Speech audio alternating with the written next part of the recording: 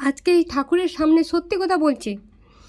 আর বলবো, কোনো মা বাবা না সন্তানকে নিজের সম্পদ ভাবো না, যেরকমভাবে ইউজ করবে সেরকম ইউজ করতে পারবে না, ভাবো না।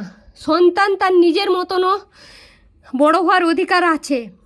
আবার সন্তানকে কোনো বাবা মা যদি কোনো মেন্টালি হ্যারাসমেন্ট করে বা ফিজিক্যালি হ্যারাসমেন্ট করে বা কোনো নোংরা কাজ করে কোনো বাচ্চার সঙ্গে, কোনো ছেলে হোক বা কোনো মেয়ে হোক, তার উপযুক্ত শাস্তি আছে আমাদের আইন আদালত। সেটাই আমি আজকে দেখিয়ে এসেছি, আর ভবিষ্যতে প্রয়োজন পড়লে সেটাই দেখাবো। ঠাকুরের সেই জন্য সকাল থেকে আমি সবটা কাজ গুটিয়েছিলাম, কাউকে জানাতে দেইনি যে আমি কি করছি। আগের থেকে জানালে অনেক কিছু অনেকে প্রস্তুত নিয়ে নেই, তো তাই জানাবো না।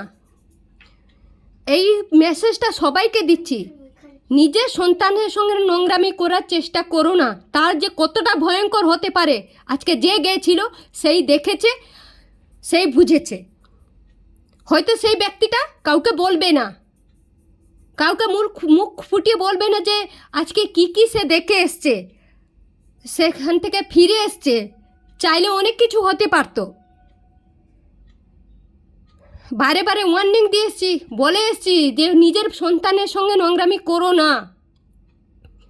আমাকে থ্রেট দেওয়া হয়েছে, তুই কি করার আছে করে নিবি। করবো তো অবশ্যই, কিন্তু অনেক কিছু টাইম দিয়েছিলাম, কেননা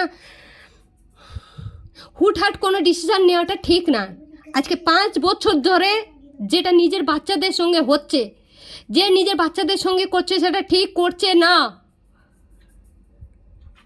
তার নজরটা হাঁটানোর জন্য, তার হাতটা মুড়ানোর জন্য দরকার ছিল। বেশ করে বুঝতে পারবে। আর যেসব পরকীয়া নারীরা দুটা বাচ্চা সন্তানের বাবার পিছনে ছুটেছ, বা তারা মদত দিচ্ছ, তাদেরও বুঝে নাও, যেদিন চাকরি থাকবে না সেদিন তোমরা থাকবে না। চাকরিটা আজকেই যেত, এই মুহূর্তেই যেত।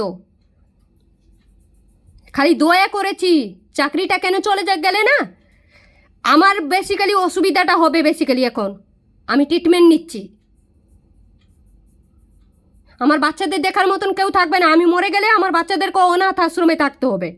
তাই চাকরিটা তার যেরকম দরকার আছে তার বাম্মাকে দেখার জন্য, চাকরিটা আমারও দরকার আছে আমার সন্তানকে বড় করার জন্য, আমার ঠিক হওয়ার জন্য। যদিও তার টাকায় আমি ট্রিটমেন্ট করছি না, প্রত্যেক লোকের কাছে বলে আসছে আমি এই করছি, আমি সেই করছি, আমি ওই করছি।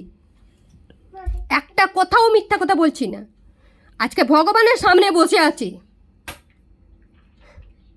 আর আমি কাউকে খারাপ কিছু করব না, কারোর খারাপ করব না। আর ভগবানের সামনে বলছি আমার বাচ্চারাও করবে না, সেই শিক্ষা দেব না। যেটা সত্যি সেটা তারাও বলবে, সেটা আমিও বলবো।